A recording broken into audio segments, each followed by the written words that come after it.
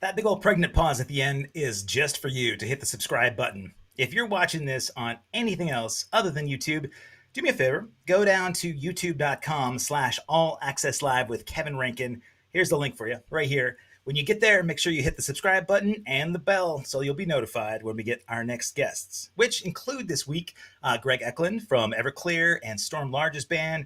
We've got a great Sacramento radio broadcaster who's also a Portlander, Bill Prescott. He'll be on this week. Lots of cool guests coming up, but I need to make sure that I thank my sponsor first. These guys right here, 5-Star Guitars. 5-Star based in Beaverton, Oregon, which means there's no sales tax. So if you're these Californians out there wanting to play guitar like my next guest, you can go to 5starguitars.com/all access live and hit the promo code of all access 15 and you'll get 15% off everything you see there. So no sales tax, 15% off. It's a pretty good deal, and you'll be helping them out, which also helps me out. Now, let me tell you a little bit about my next guest. He's a member of, I guess he's affiliated with two of my not only favorite bands, but I feel like these bands are the most underrated in the rock and roll industry. One of my favorite bands on the planet, Y&T. First of all, he's also playing in a band with Frank Hannon from Tesla, who collectively, those two bands, I think, are undoubtedly the most underrated bands from the 1970s, 80s, 90s rock and roll era. And this dude holds down the bottom end for both of them. I love not only this guy's playing, but he's a rad dude too. So please welcome my friend, Aaron Lee. What's going on, brother? How you doing, Kevin? I'm good, man. I love your backdrop wins. You know, I don't know if you got the memo about the purple color scheme, but it's something that I found out about you over time as I did a little bit of a deep dive. Because you and I have known each other a few years since you took over the bass end in Y&T. But as I dug deep on Aaron Lee, I found out that you and I both share some favorite artists on the planet. Prince, to me, is my favorite artist of all time. I found some video of you doing Raspberry Beret, man, and I thought it was such a really cool dedication to somebody who meant everything to me, man. So tell me about your Prince connection, first of all. What, how far do you go back with Prince? Well, going back to, I would say 16 years old when Purple Rain, of course, came to the movie theaters. I went to the drive-in movies with an older woman. I think she was probably 20 and I was like 16. We went to the drive-in and we watched Purple Rain.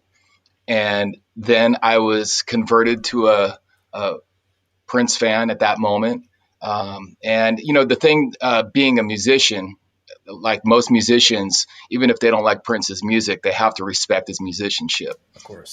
And that was the first chord, so to speak, to strike me, was how talented the guy was beyond his music that he created, but making movies. I mean, that was kind of besides the Beatles and things like that, but making movies, being a musician, a rock star, that really hit me over the head, man. And then digging into his music, because at the time it was, what was that, like 83 when Purple Rain came out? 84, yeah. Yeah. So you've got, Van Halen was out, Queensryche, I think David Lee Roth was going solo, he had all this great hard rock stuff happening, but then you had Prince. Right. A whole different genre. But for a rock guy, I mean, I gravitated to it instantly, just, out of the sheer interest and just how he played all the instruments and would mix everything and record himself. And, because that's what I was doing on my 4-track as a kid, man. Right. So, yeah, Prince is a big influence at the top of the heap for me as well. We share that, Man, it's funny because I'm watching some of the viewers here and I'm thinking, I would bet that the Y&T fans had no idea that we were going to jump right into the Prince conversation first. But, and my nickname has been Kevy Metal forever. And I lose a little metal cred when they find out, wow, Flock of Seagulls thing, that doesn't seem metal. Prince doesn't either. But you and I both know, man, Prince were alive today and any metal band asked him to sit in. Dude could play any genre, any style, any instrument. And he kind of crossed over, right? He transcended all that stuff, the rockers and the funk guys and the soul guys and pop guys. Everybody could, and jazz guys. I mean, everybody in his band could play that stuff too. But um, completely different than what I've seen, obviously, with Y&T. But Yeah. would you say that most people that have gotten to know Aaron Lee over the last 3 or 4 years have really that's what they associate with now is you're the Y&T bassist?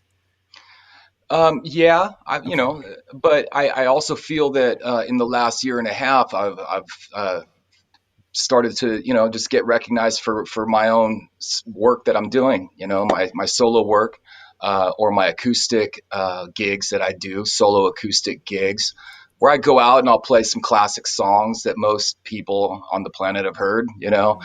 doing renditions of things like that. That keeps me interested and keeping vocal chops up, and and I love the sound of a 12 string acoustic. So and trying to take classic songs, vintage rock and roll is what I'd like to call it, and transcribe and move it into an acoustic realm. It's sort of challenging. It's fun. It's a little different for people that are used to hearing a song a certain way. So, but yeah, I think I'm getting a little recognized just for on the other side of the street, for other things I'm doing on my own as well. But I'll tell you, Kevin, without being in Y&T, I definitely would not be getting any attention, because it's very difficult and almost impossible to get heard these days. Yeah, I mean, there's just so much music out there and there's so little time to listen to it. you got a lot of competition, especially from people that are using online, mechanism to stream their stuff. The only reason I even brought that up is I was grateful not only for Y&T to have brought your, the attention to your stuff to me, but I'd seen every sort of rendition of the band up until that point, and I could so relate to being the guy that has to deal with the comments from people. "Oh, you're not the original guy," right? With Flock of Seagulls, man, there are Facebook groups out there, fans of the original A Flock of Seagulls, and I get a lot of hate stuff, right? I'll see people that are saying, "Man, that band is nothing without the original guys," and they don't know me. Fans of Yeah. Y&T don't know you at first, and I know you have a ton of reverence towards the band, and so there's no way that you're at all, sort of diminishing the accomplishments, of Phil back in the day. But do you deal with that same kind of thing where you've got to kind of overcome a little bit of people's first impression? And then once they see you play, I'm sure they're loving what you bring to the band. Yeah, I've run into a little bit of that. Not honestly, not much. I think for the most part, Y&T fans are just really happy that the music is living on in a live setting where they can still go watch Dave Meniketti shred his guitar and sing like a bird, because the man hasn't lost a damn thing, since he's began. So I think it's just I'm fortunate, lucky, and so thankful to be part of a legacy of a band that I got into when I was very young as a teenager. So to be in one of my favorite bands, it's an honor. But to carry that legacy along, to just keep the music alive. I get it. Un- yeah, I mean, unfortunately, the three originals are no longer with us. Yeah. They've passed away, and so as Dave being the original member, thank God that he's there to do it. I mean, because the music deserves to live on. So, yeah. It's amazing. I mean, you're right. I will be the first to tell anybody that hasn't seen Y&T in the last 15 years, having been in a band, right, that was known for songs in the 80s primarily early on.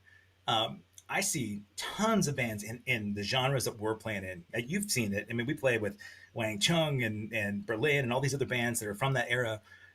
As these guys get into their 60s, there's no way that muscle can stay as strong in most people. You can stay in physical shape, but and you can eat well and you can do all sorts of things, but people's vocal cords, they age not so gracefully often. It's unbelievable whatever deal with the devil Dave Meniketti made, man. But I know that he changed his dietary habits and his like exercise. He and his wife, changed over and did a lot of stuff to help sort of fortify that on the road. But when you go see Dave Meniketti live and you see that whole band, the energy is so strong. It's just as if 1982 is still there. When you guys play the classic tunes, you do like Black Tiger and and Mean Streak. it's as if the US Festival is happening all over again, man. The band is just slamming, and people get an incredible show in 2021 when they may not have been. They'll never see a band from that era that has this kind of energy. And Dave's stuff blows my mind. But as you know, I mean, Mike Vanderhule, one of my favorite people, dude. I love the guy. And if you're going to follow up Leonard Hayes with anybody else, that is the dude to do it with.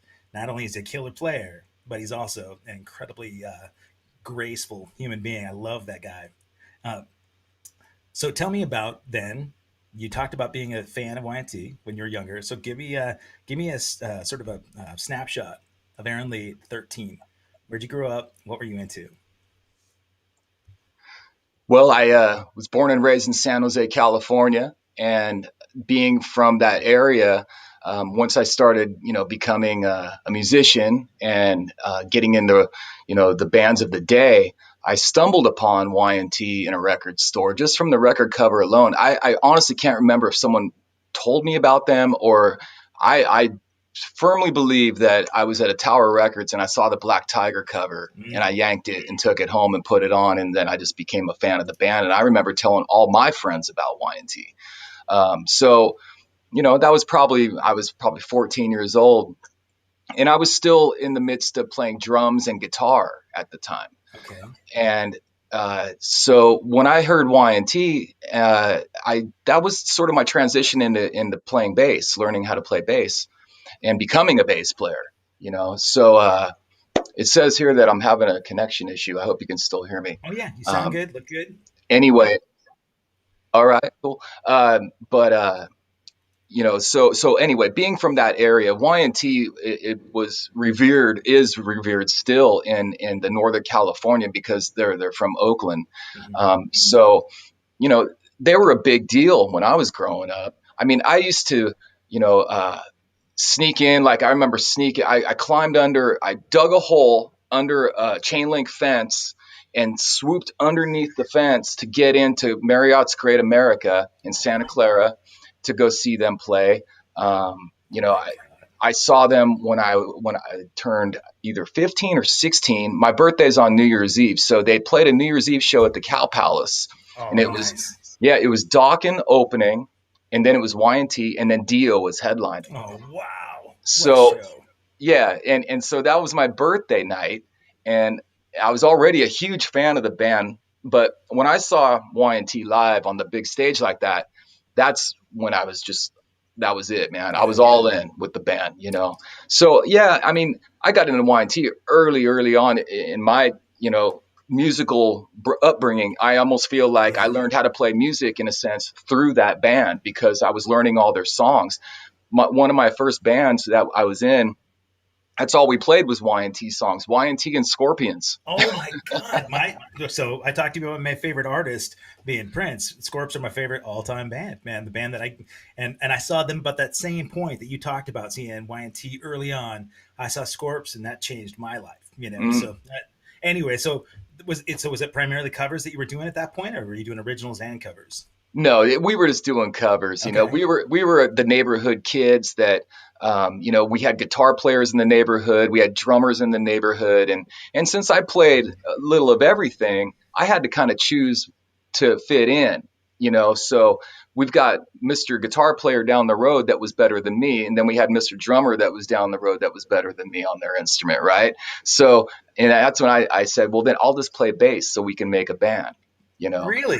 Yeah. So by default, you went to bass just because that was the one spot that needed to be filled? Basically, yeah. Wow. But the key here is that when I started getting into Y&T and listening to Phil Kennemore and Geddy Lee from Rush and Steve Harris from Iron Maiden and Paul McCartney, I mean, when I was listening to these other bass players, that's what really made me focus on making that my main instrument. Okay. So it was no longer like, well, I guess I'll play this. It was like, I'm all in. I'm a bass player. That's what I wanted to be. So. Yeah. Well, you picked some good influences, for the basses. You were talking about playing drums and guitar before. Who would you say probably influenced you on drums back in the day? So I've told this story in the last few months many times, and I'll tell it since you're a drummer. No. Then you don't have to tell it because I don't want to repeat stories. Let's go to something. No, I'm just kidding. Go ahead. Okay, I'll make it quick. No worries. I was about 5 years old. My grandmother comes to my house. She was just making a visit. Well, this particular visit, she showed up with some drumsticks and a practice pad. She sits me down. She shows me how to hold the sticks traditional style, like Oh, Steve Smith or who's the dude from Tom Petty's band, oh yeah, Stan Lynch. right. Stan Lynch, one of my favorite drummers of all time, too. Stan Lynch, man. But Pocket. how to the left hand, the jazz kind of thing. Mm-hmm. And then she walks over to the TV. She turns on the TV, and it was the Mike Douglas show. And she says, "I want you to watch this." And Buddy Rich came on. Oh, God. Okay. And so that was my first introduction to watching a drummer, playing the instrument basically at that age. So I got intrigued and I started to jump into learning how to play drums. And I never took any lessons for drums. I just, I was beating on shit as a kid. I think that's kind of what my grandmother probably saw in me, is just beating on stuff. And she thought, oh, well, here, let's just see if he can do it, It's a good outlet for sure. Yeah. You know? Yeah. Good job, Grandma, too, man, to turn you on to Buddy early on. Like, Yeah. my it's funny because you mentioned Getty earlier too. My oldest son is a wicked drummer, but he's a hip hop artist now.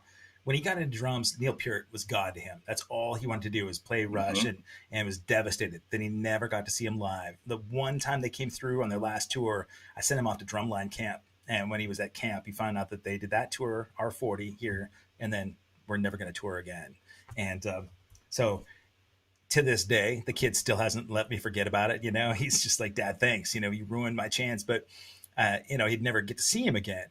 But I knew that, and I've seen him several times. I love Neil and respect him a lot, but for me, man, there was something so primal about guys like Bonham, right? And Mike Vanderhul and I have talked about this a lot. Like for me, Leonard Hayes was a really killer sort of next phase of Bonham style player, right? Single bass, Absolutely.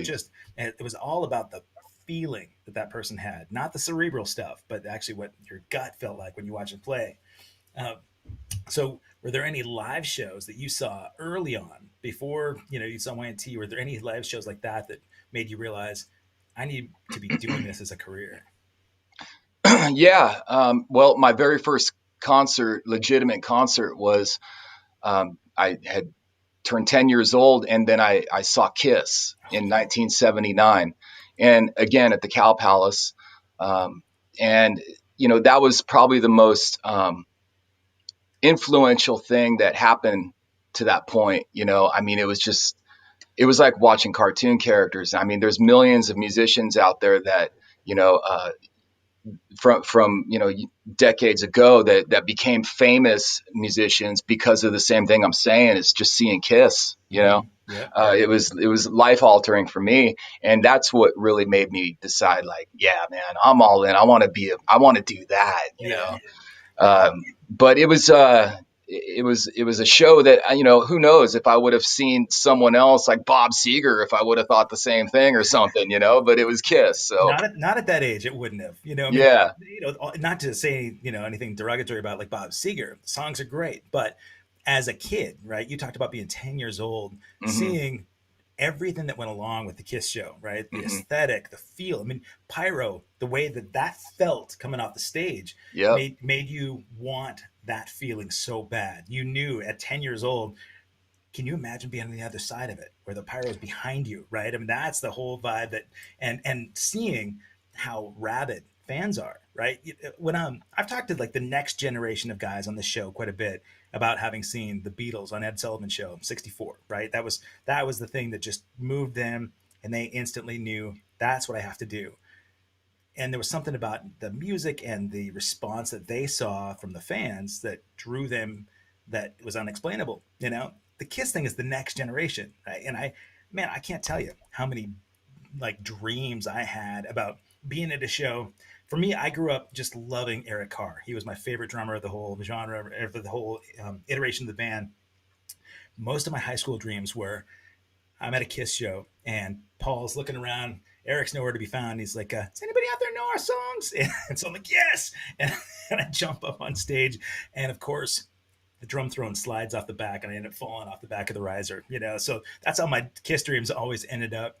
Met the guys several times since. And, it's tough to explain those kind of dreams to them. They've heard all sorts. But Have you ever met those guys? Have you had some time to sit down with Gene? Well, I did meet Gene. It wasn't like a casual meeting. It was one of those meet and greet things that they Oh, were doing. I think it was for the Revenge record. great record. And yeah, and so I went to this. You pay and go in. You walk through a line. You can bring stuff to get signed. And my only brush with the Gene Simmons of that time. So I had these masks that at the time. Uh, my ex-wife, she was taking a ceramics class, and she was assigned to make clay faces. So she made clay faces of her own face, and then they were blank. And I said, you should do the Kiss makeup on those, and she did. She got a great grade on them, Okay. but then she gave them to me, so I had them hanging up in her room. I took a picture of them. Well, I took the picture with me to show Gene Simmons. He was so intrigued by these things. I mean, it looked like the Unmasked cover, like, Yeah. how they were holding the masks on the Unmasked Kiss record. Hmm. And he was just staring at this picture, and he takes me and he goes, "Hey, come back here and sit down." So I got out of the line. He brings me back and sits me in his chair, and I'm sitting there just staring as he's signing people's stuff, and everyone's looking at me all jealous, and they're Yeah. like, "Why does he get to sit back there?" And so he kept looking at the picture. He turns around, goes, "I'm going to give you a phone number. I want a copy of these." Or, he was talking about he wanted either a copy of the picture or he wanted the masks. Yeah. So who knows? Looking back on it, he might have thought, well, I can't sue this guy. I just want the product, for Yeah. infringing on my Yeah. makeup. How can I sell these masks to But make some money? You know, yeah, that's actually the so he kindest he genius autographed story. the picture for me. You still have it? Yeah, I have the picture somewhere. Yeah. But he signed the picture, and then he gave me a phone number. He says, "I want you to call this phone number." And I called it, and it was his management or something. And then so anyway, it was just that. But that was my only brush with them. I've never got to sit down and have a chat. I'm surprised that Y&T's not been on the Kiss cruise yet. I know that you guys have done like the Monsters of Rock cruises, but Kiss cruise seems like a perfect place for you guys to be playing, and you can bring the masks with, and Yeah, and just tell Gene, hey, I'll sell them to you a couple quarter mil piece, right? yeah, So yeah, the and then he'll branch out and he'll franchise those, or he'll mass reproduce those and add those to a Kiss coffin yeah. enterprise or something. Kiss condoms and Kiss toilet paper, and It's pretty crazy, man. I got plenty of Gene Simmons stories, but they don't usually end as nice as yours just did. So I appreciate that. That's good to hear. Now let's talk about that. You touched on your ex-wife. Uh, One of the conversations that's always a little challenging for musicians to talk about is managing relationships in rock and roll, and it takes a real special person to be married to a rock and roller. Um, I think you and I talked about that backstage. I think a little bit in Thunder Valley, not about your relationship or my relationship, but about other people, sort of peripheral to the band. And you want to tell me a little bit about any impact that it might have had? Did rock and roll have any influence on maybe that becoming an ex relationship? no. Good. It was just a young relationship with a lot of stupidity behind it, and Okay. honestly, I'd rather not even give any more time to the Sure. ex-wife. So Yeah. No, that's cool. I sometimes and I will tell you today would have it's like I was married almost 28 years. My ex-wife and I grew up huge Y&T fans and huge Prince fans. We were 12 when we got together, so she got to see my aspirations of rock and roll from the very beginning. And I'm still grateful that we're really, really good friends, and she's onto a great relationship. Rock and roll didn't really have much of an impact on the demise of our relationship. Our stuff was young and stupid too, but going into another relationship after that was hard because I was really in a situation where my ex, she understood the rock and roll game. She knew she could trust me. There was no mhm. threat out there. Um, Watching you play, right? You've got this larger than life sort of persona on stage, man. You've got really great charisma, and it's infectious, and it's not smarmy at all, man. It really is engaging. Like you fit that role so well in Y&T, where there's an image there, but it's not image replacing substance, really. But that band is so full of musicianship and character at the same time. And I won't disparage any other bands that were more about like fluff and the aesthetic. This band, is the perfect combo. You've got all that. And while there's a massive following that I think follows Y&T, I know that a lot of people are really drawn to you. When after shows, I mean, you're so engaging. You're out talking to people and giving pics and signing stuff. Is it weird to have boundaries that way for like a current relationship, or are you pretty good about being able to say to disarm things and know where your place is with your relationship and keep it balanced with fans and girls that come out to see at shows? Um, well, my current relationship, we've been together almost 25 years. Wow. Okay. Cool.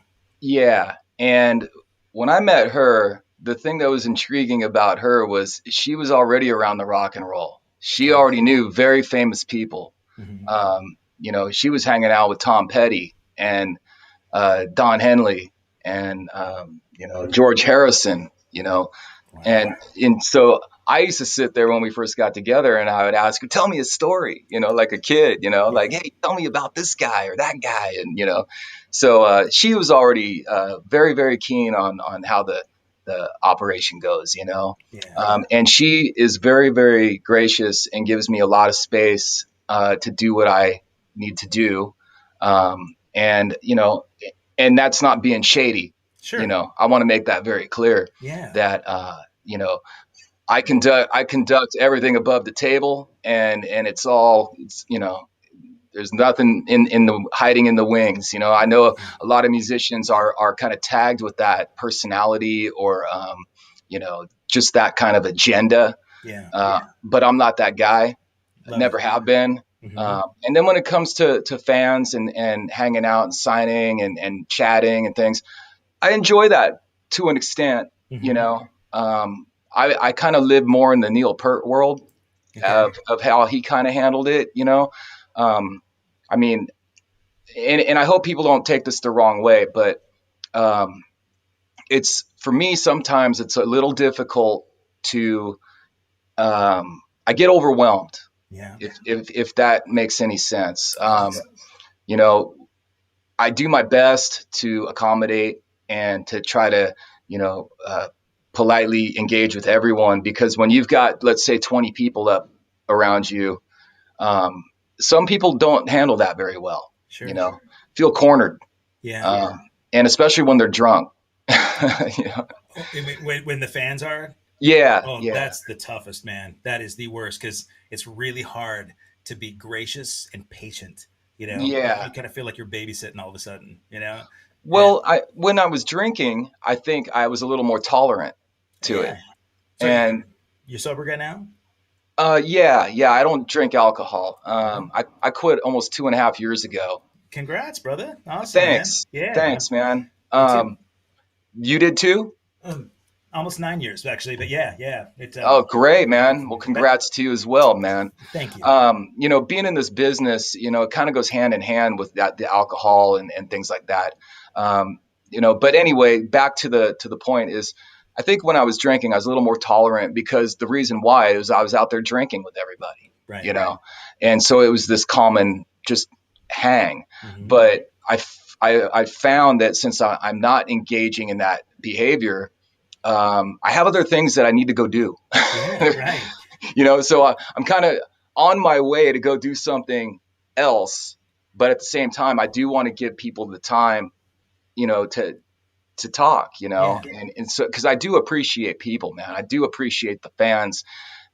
Don't get me wrong this isn't a negative thing by any No. means. It's just kind of a, um, you know, I like the 3 foot rule. Hmm. Yeah. Even long before the virus stuff, man. I Right. didn't like shaking hands. I don't, like people right up in my face. Most people don't. Yeah. So, that can get a little overbearing. But, especially when you're not all buzzed up and Right. loosened up in that way. So it kind of can rub you right out the door sometimes. Or there's certain times that I've sat with people and had great conversations and really learned a lot about them, Yeah. And, so I enjoy that as well, So it's just, it's like it with anybody really, I mean, if you're doing some plumbing in someone's house, you're working under their sink or something, man, you don't want someone standing right over you, Right. staring at you, I don't Checking out know. your plumber's crack. You know, Yeah, yeah, I totally get it, man. I'm glad you brought up Neil in that regard too, because if people didn't know Neil's story, they would think that he's not only aloof, but he's kind of pretentious, right? And that's not the yeah. case at all. The dude wanted his space. He was an introvert, and I have actually seen you engage and being very social in a courteous way. I mean, I could tell that that entire band is so appreciative of people being supportive of Y&T for so long. And I'm the same way. Absolutely, yeah. I mean, if people didn't still come out to see a flock of seagulls, every one of us would be sitting around twiddling our thumbs, and it's a Hmm. beautiful thing that people still come out. I've worked a lot on figuring out where's the appropriate boundary. Hmm. When you see people backstage, I'm not giving out my phone number as often as I used to. You know what I'm saying? And Hmm. but you do find amazing people in this business. You and I talked earlier about Rockland, Yeah, right? Like Claudia putting together the backstage area for those yeah. venues. One thing that I love about the show is, my intent is to do most of the hangs backstage. You and I be talking after sound check before a show, and what a lot of people don't realize is how much effort goes into not only making the patrons have a great time at a show, but making sure sometimes that the bands are really comfortable and really taken care of. And man, those guys at the Quarry in Rockland have done such an amazing job of, first of all, overcoming the pandemic, figuring out ways to make this thing work even after a year and a half of no gigs coming through, and then they went above and beyond. That was our first real show going out to do some stuff after the pandemic, and it was such a nice welcome back. I couldn't believe how much they did. So kudos to them. But you and I know also they're not always that way. There are a lot of gigs, man, where you just show up and oh my god, you could not be treated shittier, So Yeah. tell me some shitty backstage story from some venue. You don't have to tell the venue, but I want to know what's the worst backstage story that you can think of off the hand. I'm sure there's probably something really terrible, and I probably blocked it out because it was Okay. so bad. I was probably traumatized. Yeah. No, but honestly, man, I mean, yeah, you're right. Not every venue, every gig is going to have that kind of luxurious, attentive, sort of hospitality for you. They're just not equipped. Right. Some venues just aren't equipped to do it. I mean, I remember we were in, I think it was France, and we did this gig in a little club, and we were literally stuffed in what was sort of like a storage closet. I Okay. mean, and you were climbing over people to get to the water, or Yeah. I mean, and there was no air conditioning, and it Ooh. was that kind of thing. But that's what makes, I think, us as touring musicians really appreciate certain venues, Mm. because you're not, unless you're playing coliseums every night, you're not gonna, or nice theaters, Right. when you're doing some of these other what we call would like filler dates to Hmm. get next big gig, right? Some of those are pretty tough, man, but you just got to suck it up, man. And here's what I tell myself: it's better than digging a ditch. Absolutely. Oh, some people take that for granted too. They lose sight of what we're doing. Nate Morton from The Voice, the drummer, great friend of mine. We talked about this that I think he was doing a share residency in Vegas at Caesars, and it was hanging. He said, "Man, I hate to do this, but I get to go back to the stage to go do this gig." He was going to start saying, "I have to go," and then you realize, dude, you don't have to. Anybody would trade places with you in a heartbeat, share or not. You're out there playing, a residency in front of an amazing theater. You're getting paid to do what you love, and Yeah, the bands that take that for granted, it's unfortunate because it shows too when they're on stage, kind of yeah. mailing it in, and it's not fair to people that follow the band. I've seen Y&T a dozen times probably. I've never once seen that band mail it in. It's always 100%. Um, I like the fact that you came into the band having played all the instruments. I mean, before, when I listen to your solo stuff, aside from having Frank Hannon, as a musician on your most recent single, I listened to a bunch of your stuff before, and the stuff you released where you're playing every instrument. It's maddening. I mean, it's like the Prince stuff, dude. It's crazy. Not only can you play everything, but you look good too, man. That sucks. I so when you got into the Y&T thing, of course you're in the Bay, but it's not like you can just walk up and to an audition and say, hey, I'm from the Bay Area, so I should be in this band. Tell me about the whole approach. Like, how'd you get the gig, and how did you let them know, by the way, I already know all these songs because I've covered them for years?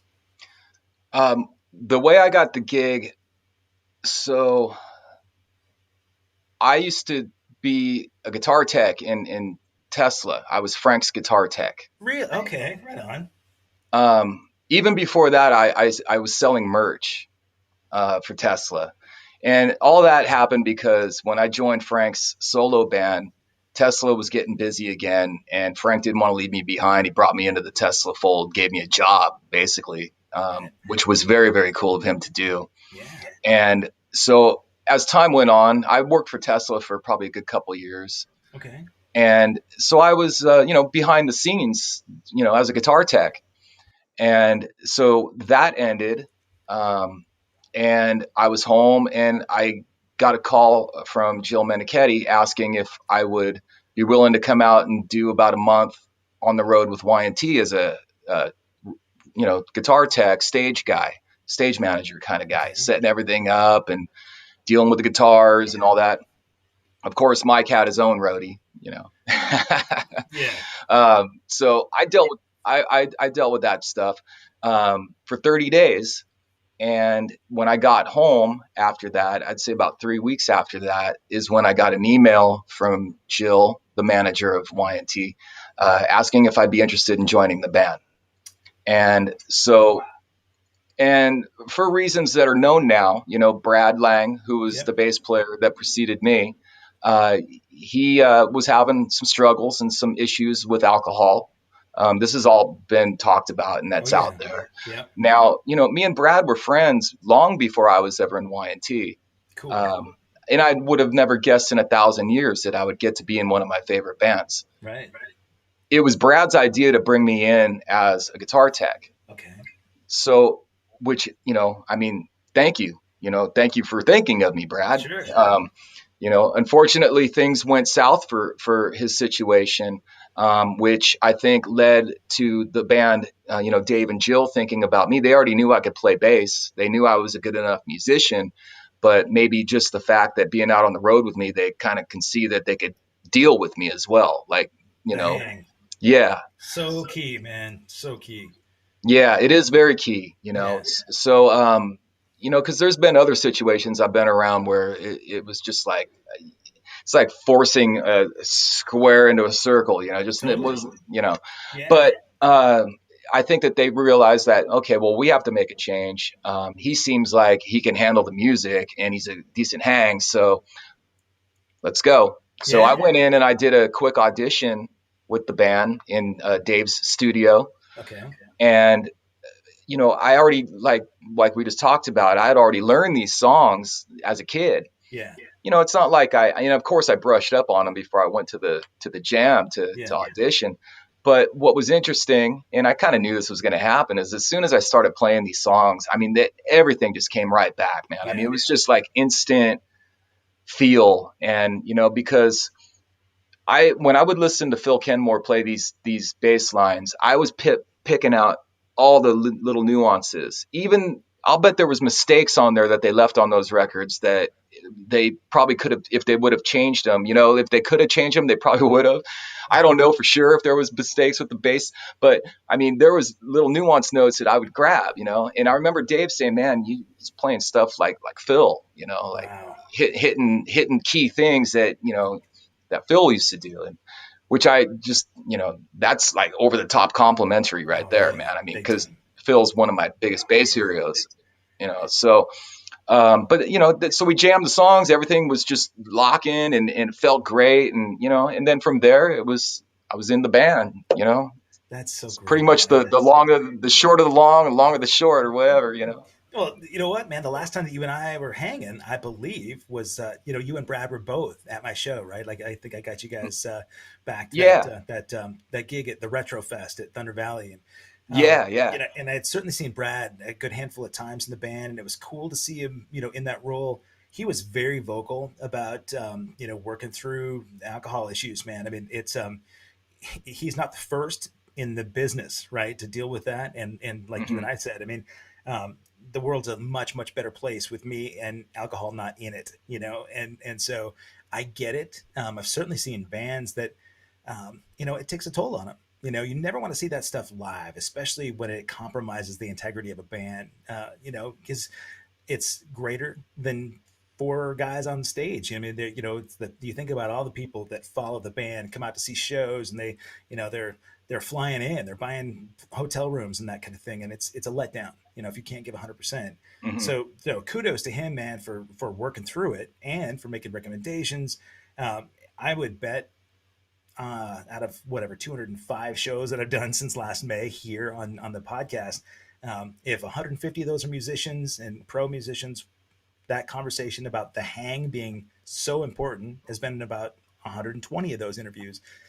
It's at least 50% of the deal. I mean, there are a million musicians out there that can play chops, Hmm. but being out there 24 hours a day on the road, especially some of the runs that you guys do, man, there are very few days off. It's crazy to look at those long runs that you guys do.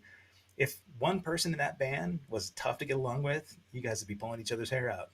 But I, I've not been in the band with you guys, but I know like John seems like the most easygoing sweetheart of a guy I've ever seen. And, I mean, Hmm. somebody might say that about my bandmates too. And I could beg to differ, but I do know that we all get along Yeah. well enough to understand each other's idiosyncrasies, and you learn where to get space. And I think it's got to be fun for you now. You've been in the band a few years to having learned all those songs in the past, having some shows up there where do you sit around and look at this and think, if I was looking at 15-year-old me, I would never have known, or I would never have believed myself that I would be in this gig doing what I'm doing, right? And so tell me about the first time that it just really hit you, being like a big show where you got to maybe show your buddies in in San Jose, look at what I'm doing now, man. Remember when we were covering this back in that crappy little club? And tell me about sort of a nice, bucket list disclosure for you to have that band, and where you got to kind of show it off. Well, just to touch on some you're talking about, I still have the pinch me moments practically every show. Nice. When there's certain key songs, certain key moments in songs where Dave will just be, like I Believe in You when he's going for the ending solo or something. And I'm just watching him do his thing because I'm stepped back, this is Dave Menichetti up there, man. You just roll back and hang in the dark, man. Yeah.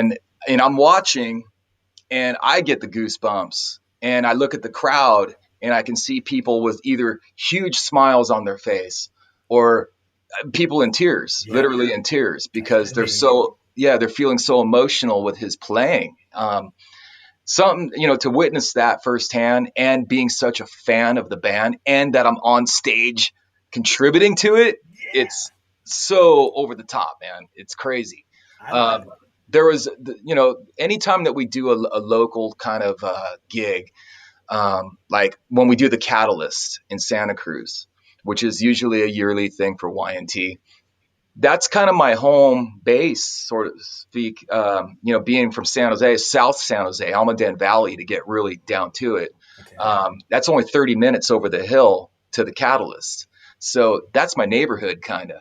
Yeah. And there was pretty much every show that I've done at the Catalyst with Y&T is all my high school buddies are there, and people from other musicians that I've grown up with, and people that are still living in the area. So that's kind of like the hot spot for hey, look at me. Yeah. That feels I'm in good. I'm in Y&T. Yeah. But It's also yeah, tough because man. you'd have to put every single one of those people on the guest list, right? Everybody's like, "Oh, my buddy Aaron." Yeah. Yeah, yeah, and which is cool, man. It's a great feeling, you know. And so we have a show coming up actually here in Rockland at the Quarry Park that we were just talking about. We're going to be doing our first show back August 14th. That's in a couple Wow. weeks, Yeah, man. and so you know, there's going to be a lot of local people that either follow me when I do my solo thing here, or the times that we played at Thunder Valley, or if I've played with Frank Hannon in the area. So this is going to be one of those local shows where there's going to be everyone in town is going to be there, right? Oh my god. But what's crazy, I live in a city called Rockland, Yeah. and it's not very big. There's maybe 70,000 people here. It's a little northeast of Sacramento for people that don't know. And what's funny is I do walk into a Safeway or something, and I'll be standing with someone will turn around and go, "Aaron, dude, I just got tickets for the show, man." Like it's pretty cool, man. That feels good. I Yeah. mean, I'll be pumping gas or something, someone yell, "Hey, Y&T, man." Yeah. I mean, I was walking out of a Kaiser. This is kind of funny, nothing big, but I was walking out of Kaiser right down the road here, and there was a guy walking in, and he had a Y&T shirt on, and he walked it right past me, and I Yeah. looked at him, and I was like, "Right on, man, nice Nice shirt." shirt. He didn't recognize me, he didn't know who I was or anything, but I just thought that was pretty cool. And see, and you want to go, hey, Yeah, yeah. yeah, But actually, yeah, sometimes I don't want to say anything. sure, yeah. Well, Just keep on going. God, man, it for me, it's so funny when some of those moments happen, because my kids, I got a kid who's 22, another one who's 19. Their genre of music that they're into is certainly not like Flock of Seagulls stuff, although video games and movies have changed that some. But we were in Vegas about a month and a half ago, right? And we're standing in line, and one of my kids said, "Dad, I'd be surprised if we didn't see somebody you knew." And on cue, almost, the guy in front of us in line turns around and goes, "Kevin Rankin?" And I'm like, "Oh my god, no way!" And he's actually a drummer, this dude who played with J Lo back in the day. But my kids were like, "This is insane," and it makes me look cool, right? Because I'm not quite at Yeah, yeah. Bieber level recognition, but I Right. you touched on Frank Hannon a second ago, and how that whole connection to Tesla thing brought you into the Y&T circle. Um, as I mentioned at the beginning of this thing, I feel like Tesla and Y&T, two of the most underrated bands, even though both bands have had a lot of success. But if you think of like Def Leppard or Motley Crue success, Hmm. I feel like both of those bands deserve that much international recognition and more. Part of me loves the fact that they don't quite have that reach, so that I can still get to a show and see you guys in a 2,500 seat arena instead of 25,000, where I can still get Hmm. close enough to get your sweat on me or whatever. But I was gonna say the Frank Hannon gig. You guys complement each other well. The new single. I love the new single. Video's badass, really well shot and Thanks. well done. So what's the plan now that Y&T is going back out? Are you still going to like fill in gigs here and there with you and Frank, or what's that all about? Well, I think so. I'm not in his solo band Okay, right now. just you and Frank doing gigs together. Yeah. In fact, Okay, well, I mean, he plays on my stuff. I've played on his stuff. We're buddies, man. We're just good friends. And when I got in Y&T is when obviously I couldn't be in his solo band at that time. Um, and then he gets busy with Tesla, so it turns into this back and forth where it's just almost impossible, really, at the moment. Hopefully, that will happen again. In fact, it's kind of interesting. I just did a gig last night opening for Frank Hannon here in town. I did an acoustic set, and then he got up and he played with a couple guys that he's been producing, some younger guys, JT Lux and Austin Moe. They're in their early 20s, man. These kid guitar players, I mean, these young men, I should say, they're phenomenal already at this age. And Frank has taken both these kids under his wing, and helped them out. And so he's been actually using the JT Lux's band, as his backing band, and they nice. sound amazing, man. They sound great. I saw them last night. So bringing the next Yeah, I mean, generation. hopefully there will be some time again that I can, go out and play with Frank on a regular basis, because I just love playing with the guy. He's so versatile as a guitar player. He could play anything. Yeah. He's a multi-instrumentalist. I mean, we made a record together called World Peace. I got to co-produce on that. I mixed half the record. So he trusts me, and it's always been a great thing with Frank, man. He's just one of my favorite people. I've seen the band several times. I told you I'm going to actually go see him here at Oregon on Friday. I'm Mhm. looking forward to that. It's going to be the acoustic show, and I'm hopeful that it's outdoor. I'm hopeful that it's not all just 5-man acoustic jam, because I need to see Laketta just slaying. Man, the guy kills Yeah. me. I love his drumming so much, man. And I would say, one of the most influential drummers for me at that pivotal time. When I'm a high school fledgling wannabe rock drummer, I bought ride cymbals because of Troy, and Oh, he's got a unique style. He plays like nobody else I'd ever heard. But and Jeff really seems to still have it too, man. His voice is like Meniketti's, man. I don't know how the hell he can sing like that all night, but I'm excited. It's just like the smallest window that I have to see other bands when I'm out touring, and I'm psyched because right after that, it's nuts, man. For me, for a while, I was going to ask you, like, so Y&T, August 14th, you've got at Rockland at the Quarry. What's happening for you guys? Are you going to do long runs after that? Are you still kind of waiting to see how COVID treats Europe? well, we kind of got boned in the situation that when venues were shutting down, our dates were getting moved around, or either just postponed or canceled. So, it just became this whole like unknown, as we all know, of one day things are going to open, next thing they're not, and just all this jumping through hoop thing. But so it's been kind of a tough deal trying to get on the books with some of these venues, because there's so many bands now that are running around trying to get booked. It's a Right, flood of right. bands and artists that are trying to get their gigs back or move their gigs. So there's a lot of competition, So you could be third in line, let's say, with a venue, and there's two artists above you that may get your date. And so we're kind of in a big flux with that kind of thing. We've just got some regional stuff, September, November. We're doing the annual Mystic Theater, where we do Nice. 2 nights there in Petaluma. And then I think we've got a couple things going in December, and then January's got a few. It's just real spotty at the moment. And once we I think, get into next year, we do have a Europe tour planned.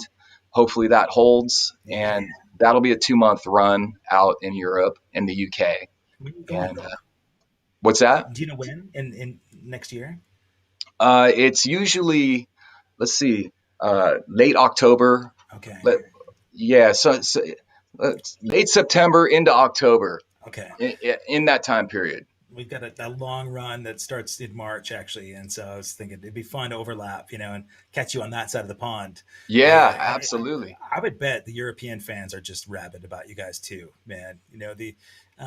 Fans of Y&T, they travel. That's the coolest thing. When I see you guys in Portland, I see so many people that fly up from the Bay Area. They see every Bay Area show and then some, and Hmm. they'll go from LA to uh, Seattle and everywhere, farther east, man. It's nice to see that they are still that supportive. But you know, I would love to see this. You guys used to do this annual thing up here in Portland in the spring as well, and Mike and I laughed about it. It was like a trade off. You guys had come up here in March or April, and we were playing either Thunder Valley or Saratoga. He comes out to the Mountain Winery when we do that gig down there, and it's my favorite. Mountain Winery is one of those magical places for me that I look forward to just because of the ambiance of the venue. Is there anything like that for you? Any place in the States that you love that just feels like, so good to be, like everything about the sound and the ambiance of the show that you look forward to? Yeah, there's a couple venues come to mind. I mean, first one, and I'm sure that Flock of Seagulls has played at the Arcada Oh, in yeah. St. Charles, Yeah. Illinois. We're doing it in a couple months. Yeah. Yeah, that's one of my favorite venues. Ron, the owner there, he's just a great guy, and like we were talking about with venues, the hospitality is top notch. Sweet. So I really look forward to doing that venue. Hopefully we can get that back on the books sometime soon. There's a handful, Okay. that, well, hey, one in a couple weeks, Quarry Park, I Yeah. mean, it's going to be hot as hell, but Yeah. it's a cool venue, man. It's The, fairly new too. So, I think that, people are going to want to come out just for the fact that we're playing, but also that, well, I've never seen Y&T at this venue. And we do have a lot of people traveling yeah. to come to this. Okay. That the people at that show were so memorable to me. I met a lot of really cool like people that I still stay in touch with, and they were so excited, to have music starting up again. So I'm excited for you, man. I wish that I could be at that one. I think I'm doing a gig up here on that same date. But if you guys are watching this and you've not yet gotten tickets and there are tickets available, you got to go check out the Quarry Park Amphitheater. That venue is amazing. They've done a great job at really making that amphitheater great for fans because you're not looking into the sun, so the fans get a great view of the band any place in that venue, and the sound is killer out front. So, I'm excited for you, and you got to do me a favor and tell those guys I said hello. Absolutely. I stay in Will touch with do. Mike quite a bit, but I'm, and I see Jill's updates now and then. That girl is tireless in what she does for that band. It's unbelievable that not only is she out there, juicing, the meals for her and Dave, man, and running the wine business, but she seems to be keeping all the wine. I think I'm excited for you guys. Even if you're trickling in, it might be the best thing for you. You can kind of wait it out and see how this next phase works with the virus, and you can stay healthy, and then go out with all guns blazing. Yeah. Yeah. If somebody wanted to be able to get a hold of your newest releases, they can go to aaronlee.com. Is that right? Yeah. AaronLeigh.com. It's got all my links there. You can check out the music. You can download the music. Everything is at AaronLeigh.com. I love it, man. I made a lot of this conversation more formal than I like to be. So I'm going to ask you a couple of like goofy questions. Um, I'd love All to right. know if people really feel like they know Aaron Lee, what would they be surprised to know? Do you have a guilty pleasure that you could tell us? A guilty pleasure. Hmm. Well, I eat ice cream every night. Every night. How do you maintain that Literally. physique? Yeah. What's okay? What's your go-to? I'm a chocolate peanut butter fan. Oh my God. Yeah. Yeah. Yep. Any in particular brand? Whatever's on sale. Jesus, man. When Ben and Jerry's came out with the Chubby Hubby, the chocolate covered peanut butter pretzels, that ruins me, man. Look at I'm this. gonna have to try that one Yeah, now. it's too good. God damn it. But yeah, man, I just think I'm really, really happy to know that you're out there doing your thing. I'll certainly heckle the Tesla guys for you when I see them. Anything any funny story behind the scenes that I might be able to heckle them on Friday? Well, the time that I was sitting on the bus and I'm sitting on the couch and Brian Wheat walked in and he stands right in front of me, turns around and pulled his pants down. Ooh. That was pretty scary. Welcome to the Yeah, band. That's a because shitty audition, or a yeah, shitty you just initiate. walk up to him and say, "Hey, man, why do you pull your pants down in front of Aaron Lee, man?" Yeah. Yeah, that's a bad. That's awful. Yeah, I could think of better ways to join ranks, but I will definitely bring that story up. And if you guys have come in late and you've wanted to catch the beginning of this, go to accesskevin.com. I'll have it archived here in a few minutes. And go check out aaronlee.com. You got to check out Insanity, amazing single. And then I was going to play a little clip of you doing Raspberry Beret because it rocked my world, but I'm not gonna because I actually have to race up to a gig. I'm doing a short gig with Mike Skill from the Romantics tonight up in Vancouver, Washington. So Cool, cool. it'll be fun. But yeah, man, let's definitely stay in touch, folks. I appreciate you being here on a warm Sunday evening. It sounds like you got a puppy calling your name right now. Is that what I hear? No, that's Oh, Deanna rustling around in the oh, kitchen over nice, here. nice. Well, my pug actually, when he hears me wrapping up, he's like, "Okay, let's go. Got to go to the park." But Yeah, man, it's really really good to see your face. I'm excited for your new stuff, and can't wait to see Y&T back out there again. So Man, folks, make sure you subscribe to this channel if you've not done so yet, and go out and hit aaronlee.com so you can get all of his good stuff and support that guy so he can get out there. And if not anything else, August 14th at Rockland Quarry Park Amphitheater, go see Y&T. Tell him I love you. Thanks, Kevin. I appreciate your time, brother. Yours Great too, to talk to you. You too, my man. Have a great week.